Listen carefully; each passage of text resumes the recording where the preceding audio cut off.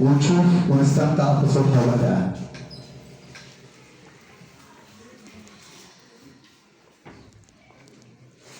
السلام عليكم ورحمة الله وبركاته. معاكم الشاعرة يارا مجدي فؤاد الدمرداش من محافظة البحيرة. النهاردة هقول لكم قصيدة بعنوان تحقيق الأحلام والأمل. نفسي أوصل صوتي لأبعد حدود، رافض أعيش في الدنيا كأني مش موجود، رافض إني أرسم في الهوا أحلام كتير من غير وعود، ولا يبقى قلبي اللي ارتوى بالصبر عايش بالقيود. أنا نفسي أتحدى الظروف، ولا يبقى جوه في قلبي خوف ويقول الأمل بأعلى صوت أنا مولود.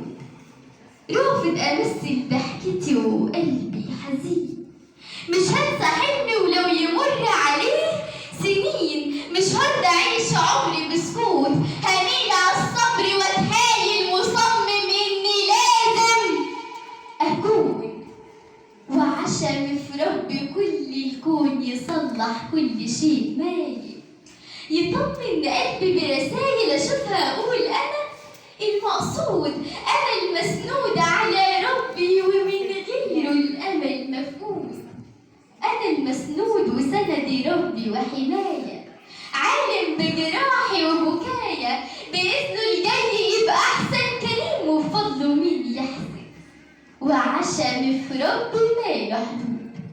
أنا موجود دي كلمة القلب هيقولها وأنا وياه، بإذن الله أمان العمر هينولها، وغصون الحلم هبطلها، وبإيدنا نغيرك يا حياة. مسير الوعد لو ننساها يتجدد ويبقى وعود، مادام عشم الألوف في الله، مادام عشم الألوف في الله هنفتح أي باب مسدود. شكرا.